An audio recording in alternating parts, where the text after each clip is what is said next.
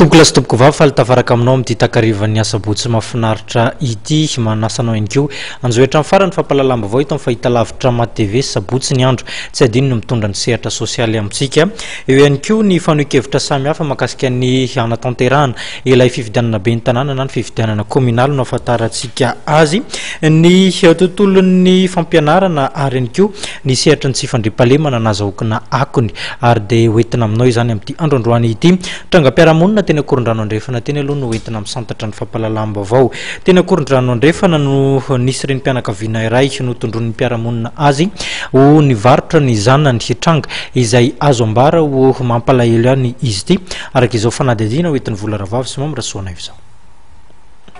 ny savorovory ny mponina tetsakoron-drano andrefana tamin'ity sabotsy ity nanaitra ny mpiarahamonina ny fetsiky ny reny mpianakaviana iray raha ny fanazavana dia mananjanaka vao efa-bola ny tiramatoa ity tsikaritry ny fiarahamonina fa tsy teny an-tanàna tao anatin'ny andro vitsivitsy ilay zaza ary raha ny fonodikodina tao anatin'ny fiarahamonina dia namidin'ilay ramatoa ray hetsy ariary n'ilay zanany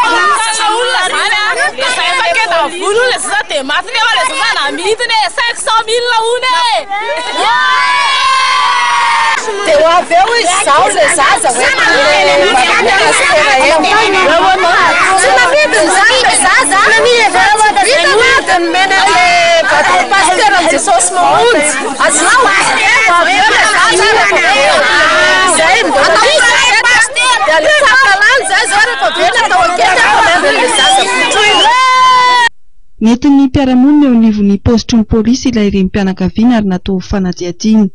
valin'ny fanadihadiana no ilaza na tena namidy tokoa ve ilay zaza noho ny fahasairanana na tiana